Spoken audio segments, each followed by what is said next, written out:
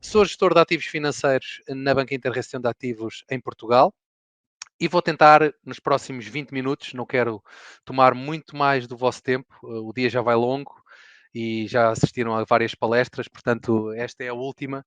Não quero ser o patinho feio e não quero ser muito maçador, portanto, vou tentar ser o mais breve possível. E vou tentar também desmistificar o PPR, ou se quisermos mais propriamente, desmistificar o preconceito de investir num plano poupança-reforma. Peço desculpa pela agressividade desta imagem, espero que não se assustem. O objetivo não é de todo esse. O que vos quero dizer é que o PPR não é como este animal que estamos a ver nesta imagem, portanto, não é um bicho de sete cabeças. E não nos devemos assustar com um PPR, nem ter receio algum de investir num PPR. Aliás, mais à frente, compreenderão que faz todo o sentido investir num fundo PPR. Querem descobrir porquê? Não saiam daí. Quero começar a minha apresentação com uma pergunta. Pergunta essa à qual não vou responder, pelo menos para já, obviamente, pois o meu objetivo é deixar-vos a pensar um bocadinho neste tema. A pergunta é simples. Perdão. Alguém sabe qual é a taxa de IRS a aplicar sobre as mais-valias de um fundo PPR? Ou seja, basicamente é, quando investimos num fundo PPR e o resgatamos, portanto, e se tudo correr bem, espero eu, com mais-valias, qual é que é a taxa de IRS que é aplicada sobre essas mais-valias? Ok? Portanto, esta é a minha primeira pergunta e eu se calhar aproveito e coloco já uma segunda, que é, algum de vocês sabe qual é a taxa máxima de IRS sobre essas mesmas mais-valias? Ou seja, temos aqui duas perguntas e por esta já podem perceber que não existe apenas uma taxa aplicável aos fundos PPR. Portanto, deixo estas duas questões no ar e espero sinceramente que no final deste webinar todos saibam as respostas certas a estas duas perguntas sem grandes dramas, está bem?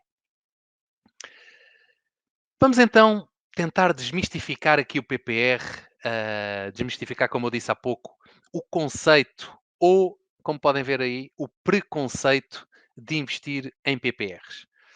Porque é que será que há tanta resistência em investir em PPRs? Porque é que será que, quando comparado com o investimento noutras aplicações, como por exemplo um fundo de investimento tradicional, um fundo de investimento misto, com obrigações, ações, etc. Portanto, quando o cliente tende ou tem que optar, porquê que tem receio e não se opta pelo PPR? Portanto, na minha modesta opinião, isso deve-se ao receio que os investidores têm de ficarem presos a esse investimento. Isso acontece porque a maioria dos investidores ainda tem aquela, chamemos-lhe visão clássica do PPR, ou seja, aquela visão de há muitos anos, em que habitualmente em dezembro lá íamos nós investir no PPR. Dirigíamos-nos à nossa agência, ao nosso balcão, chegávamos ao nosso gestor do banco e perguntávamos: Olha, quanto é que eu tenho que investir para beneficiar do máximo possível no IRS este ano? E lá colocávamos esse montante para obter a tal dedução à coleta que mais nos beneficiava. Portanto, isto é aquilo que eu chamo e vos trago aqui como a visão clássica do PPR, a visão que a maior parte dos investidores conhece, a visão que a maior parte dos investidores tem sobre os PPRs, portanto, e por total desconhecimento do potencial que os PPRs têm, portanto, e já vamos ver isso um bocadinho mais à frente. E, portanto, é esta visão que eu tento ou vou tentar desmistificar aqui junto de vós. Apresento-vos o Rankia, portanto, chamei-lhe Rankia por simpatia, obviamente. É um investidor típico, aqui que procura remunerar da melhor forma o seu capital. Ok? Antigamente, o Rankia tinha uma visão clássica do PPR, investia com o intuito de obter aquele benefício à entrada, logo o que é que ele fazia? Investia no PPR. Qual é que era o problema? O problema era se, entretanto, o Rankia necessitasse desse capital, fosse parcial ou totalmente, era penalizado por resgatar esse PPR, ok? E teria que devolver o benefício fiscal que obteve quando constituiu esse investimento, quando comprou inicialmente esse investimento e usufruiu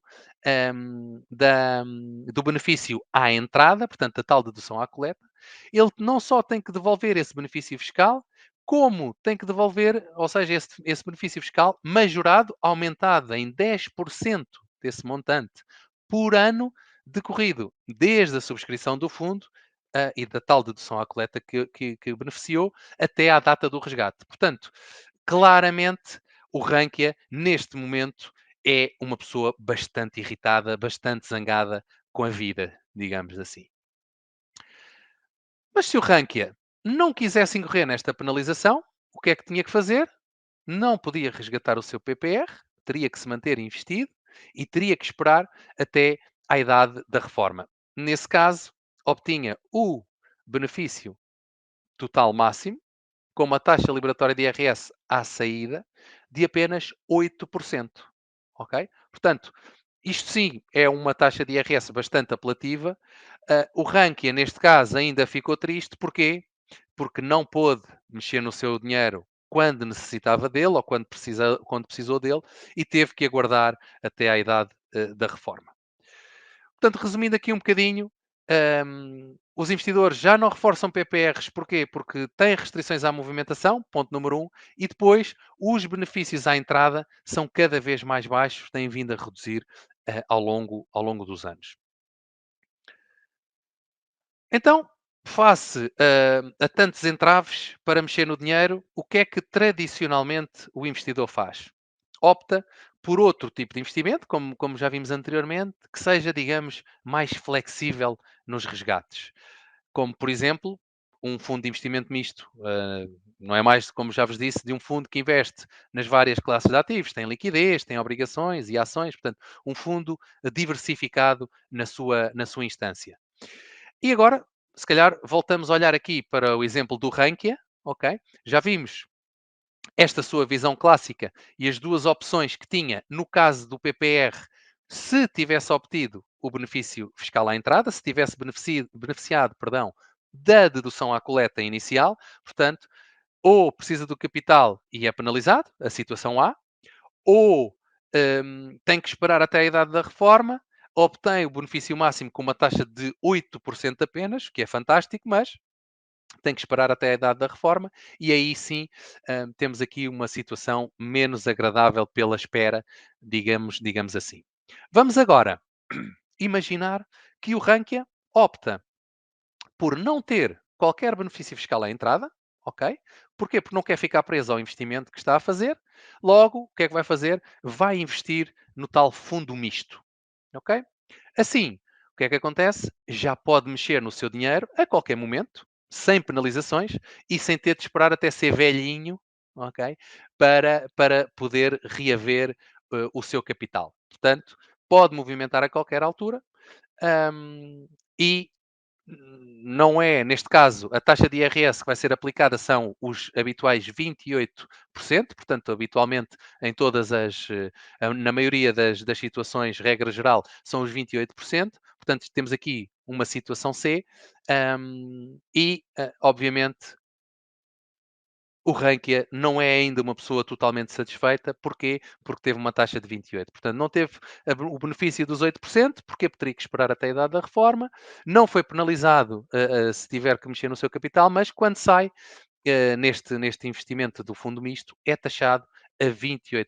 Portanto, temos aqui três situações possíveis para o Rankia. Nenhuma delas, pelos vistos, é a situação ideal. Esta, chamemos-lhe, esta opção da parte de baixo deste diagrama, chamemos-lhe a opção típica do investidor e tradicional, que é, ok, eu não quero ficar preso a um investimento, não quero investir então no PPR, vou investir num fundo de investimento tradicional e misto. Então, mas afinal, será que é possível nós termos o melhor dos dois mundos? A resposta é sim. Efetivamente, é possível nós termos o melhor dos dois mundos. Ah, e é fácil. Investimos, como podem ver, num PPR, como fazemos nos outros fundos de investimento normais, nos outros fundos de investimento tradicionais, no fundo de investimento misto que acabei de vos mencionar. Ou seja, vamos investir num PPR.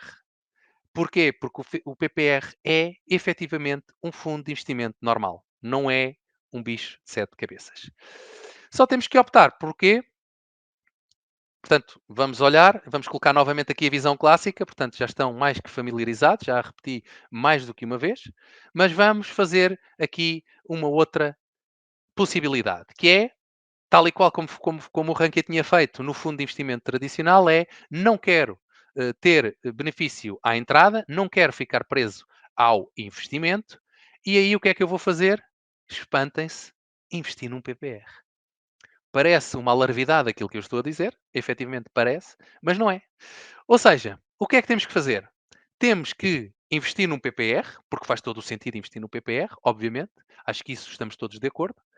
Mas só tenho que não declarar o PPR na minha declaração anual de IRS. Ou seja, não quero ter o benefício fiscal do PPR à entrada, ou seja, na subscrição desse PPR.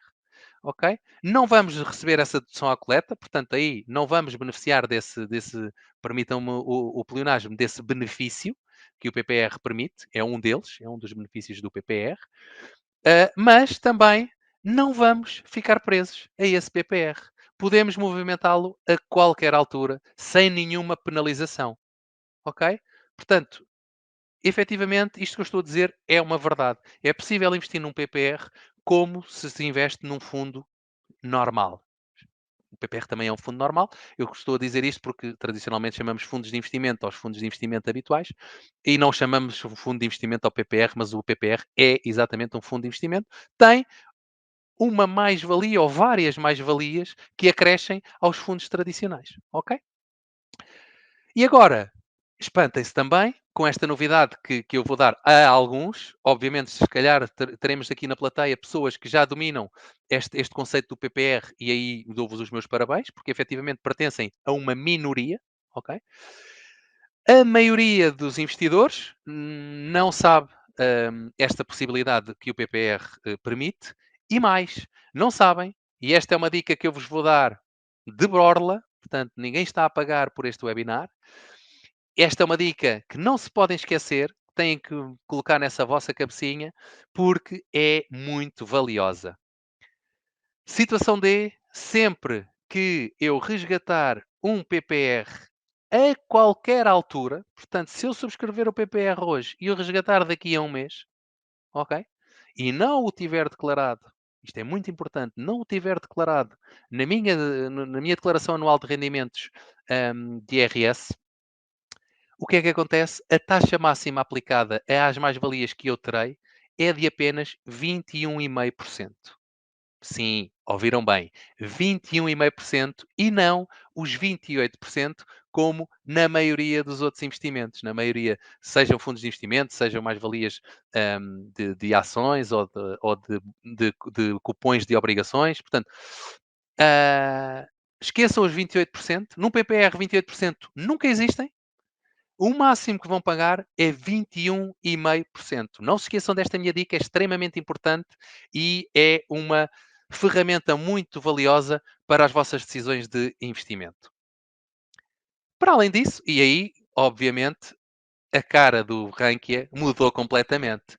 É um ser muito mais feliz, é um ser que só vê dinheiro neste momento à sua frente. Obviamente, isto é uma brincadeira, mas eu penso que reflete e é uma imagem bastante esclarecedora desta vantagem que a maioria dos investidores não tem noção.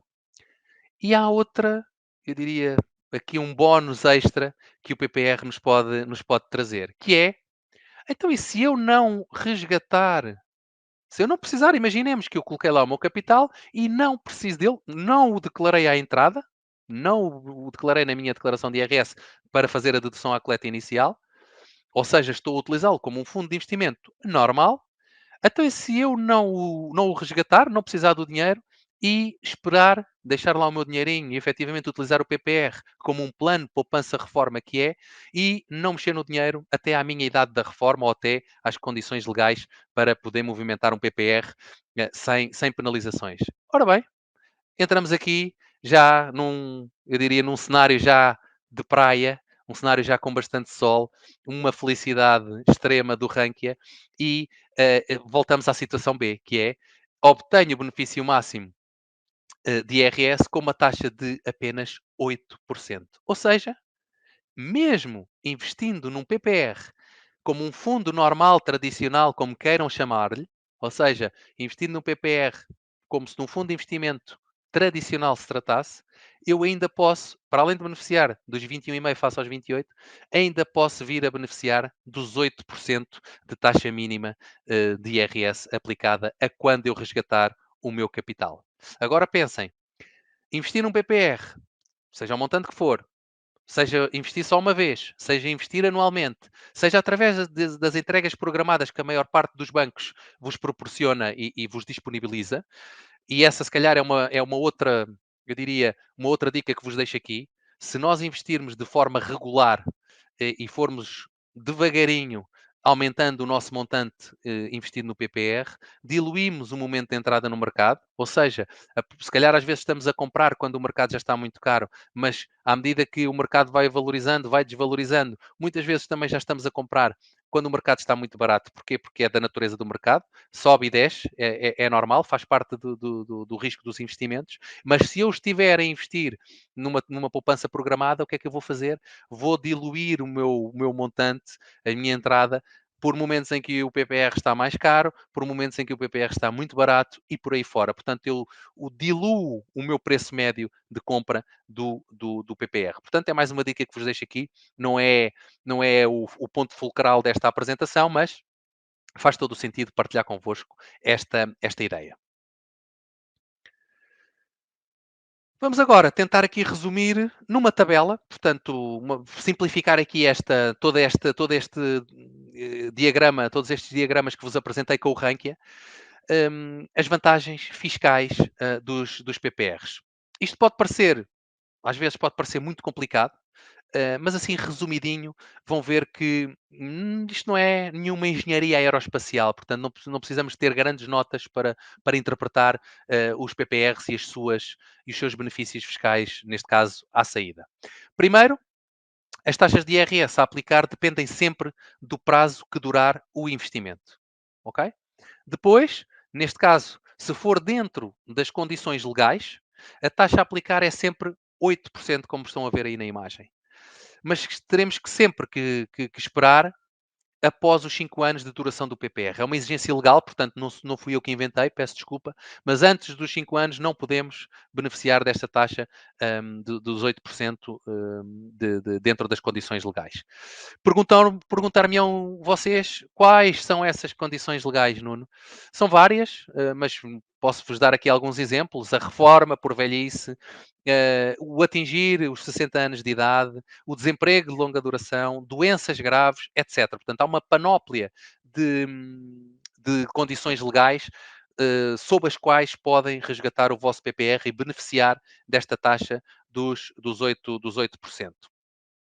Geralmente, isto vem ou nos prospectos dos PPRs, portanto, consultem os vossos bancos e vejam, peçam os prospectos, que são gratuitos, obviamente, e vejam se lá nos prospectos vêm estas regras, estas condições legais. Ou então, basta consultarem na internet o Estatuto dos Benefícios Fiscais. Hoje em dia todos temos acesso à internet através do telemóvel, através de tablets, através dos PCs, portáteis, etc. Portanto, hum, onde quer que estejam, desde que haja acesso à internet e um meio digital para o fazer, podem consultar o Estatuto dos Benefícios Fiscais, pesquisar por PPR e aparecem-vos logo todas as condições legais para podermos beneficiar destes 8%. Depois, se for fora das condições legais, temos também, na mesma, os 3 prazos, ok? Hum, até aos 5 anos de permanência no PPR, taxa máxima de 21,5%. Entre os 5 e os 8 anos, 17,2%. Se permanecermos mais de 8 anos, a taxa máxima é de 8,6%. Portanto, dar-vos nota destas diferenças e de todas estas taxas, mas assim resumidinhas em tabela, penso que facilita. Eu pareço muito chato com esta questão, mas quero que isto fique mesmo nas vossas cabeças e que memorizem esta questão importante, que é a taxa máxima de IRS sobre um PPR é apenas 21,5%, quando a maioria dos outros rendimentos de poupanças têm uma taxa de 28%, regra geral, ok? Portanto, há sempre estas taxas que eu apresento aqui dizem respeito a clientes particulares nacionais que residam no continente, portanto, estas taxas podem sofrer alterações, mas eu diria que esta abrange a maioria da população investidora em Portugal. Portanto, lembro-vos mais uma vez, isto é muito importante, para resgatar fora das condições legais, portanto, estes 21,5%, 17,2% e 8,6%, para resgatar nestas condições, não podem ter usufruído daqueles benefícios fiscais à entrada, está bem? Para não sofrerem qualquer penalização e não terem que devolver esse benefício inicial majorado dos tais 10% por ano. Para termos uma ideia, em termos monetários, do impacto que estas diferenças de taxas de imposto podem ter nos vossos investimentos, trago-vos aqui um exemplo prático, ok? Imaginemos um investimento de 50.000 euros em dois tipos de produtos, quer no fundo de investimento dito normal, tradicional, quer num PPR. Portanto, partimos aqui de um pressuposto que vamos conseguir uma taxa média de rendibilidade anual de 4%. Confesso-vos que não me parece um número exagerado e por isso é que os cálculos que eu efetuei coloquei apenas 4%. Dependendo do perfil de investidor, dependendo de se tem mais ações ou menos ações, obviamente esta taxa de rendibilidade poderá ser completamente diferente, está bem? Quer para cima, quer para baixo. Colocamos aqui 4 prazos distintos para termos as 3 diferenças de taxas que eu falei anteriormente, até aos 5 anos, entre os 5 e os 8 anos e mais de 8 anos, ok? Coloquei também, perdão, um prazo mais longo de investimento, aqui os 20 anos, para termos aqui uma ideia de, efetivamente, se pouparmos para a reforma, caso seja essa a situação, qual seria mais ou menos aqui a nossa mais-valia investindo através de um PPR face a um fundo de investimento tradicional, normal, como queiram designá-lo. Ora bem, estes 50.000 euros a 4% ao ano dão uma mais-valia que é igual, quer para o fundo normal, quer para o PPR, ok? Portanto, estamos a assumir o mesmo montante inicial, estamos a assumir a mesma rendibilidade por ano, portanto, as mais-valias vão ser iguais. O que é que distingue ou o que é que vai variar nestes dois tipos de aplicações? É a taxa de IRS que vamos aplicar a essas mais-valias, ok? E é precisamente isso que eu pretendo medir com estes cálculos que fiz. E ora, cá está, aqui podemos ver que os montantes cobrados pela autoridade tributária em cada um dos casos e para cada um dos prazos é completamente diferente. Portanto, temos, regra geral, mais IRS ou mais cobrança de imposto no fundo normal e temos sempre menos imposto em qualquer dos prazos no PPR e lembro mais uma vez, eu aqui só estou a comparar com fora das condições legais para movimentar o PPR. Ou seja, a comparação aqui é mesmo utilizando o PPR como um fundo de investimento normal. Ok? Em que eu estou aqui para investir, para beneficiar da gestão, obviamente, do fundo e que o gestor me traga mais valias. Para quê? Para que depois o imposto sobre essas mais-valias seja inferior ao meu investimento num fundo tradicional. E aqui trago-vos também, para facilitar aqui as contas, obviamente, para não estarmos aqui com a calculadora na mão, a diferença, como eu disse, é sempre favorável ao PPR e que não é mais do que a poupança fiscal que o investidor tem por optar pelo formato PPR em vez do fundo de investimento tradicional. Ok? E que poupanças são essas? 552 euros num investimento de 4 anos, 1.706 num investimento de 7 anos, 4.658 euros a 10 anos e 11.554 euros a 20 anos. Lembro-vos que o investimento inicial foi de 50.000 euros e isto dá-nos uma poupança de 1,1% se investirmos nos apenas 4 anos, 3,4% Se investirmos a 7 anos, 9,3% se investirmos a 10 anos e, pasmem-se, 23,1% se o investimento durar 20 anos. Neste caso, estamos a falar de mais de 1% de poupança por ano. É obra, convenhamos. Portanto, basicamente, este é o exemplo prático e tabelado, mais ou menos como no caso anterior, de quanto é que eu beneficio, obviamente, se tiver mais valias, num PPR face a um fundo de investimento tradicional. Ok? Penso que agora já estamos todos em condições de responder à pergunta inicial que eu vos coloquei, que é qual é que é a taxa de IRS sobre as mais-valias de um fundo PPR? Eu não vos posso ouvir, obviamente, mas todos, ou a maioria, estará a responder que a resposta a esta pergunta é depende. Obviamente que depende. Porquê? Porque temos vários prazos, temos várias condições, mas o mais importante a reter é esta taxa pode chegar a ser de apenas 8%. Está bem? Resposta certa: depende, mas pode chegar a ser apenas 8%. Se estão recordados, qual foi a minha outra questão era e qual é que é o máximo que eu posso pagar de IRS sobre as mais-valias de qualquer PPR? Seja qual for o prazo de investimento. Não é 28%, como a maioria dos fundos de investimento, mas sim de apenas, perdão, 21,5%. Eu já repeti N vezes este valor, mas eu quero precisamente que este valor seja amplamente partilhado por vós com os vossos amigos.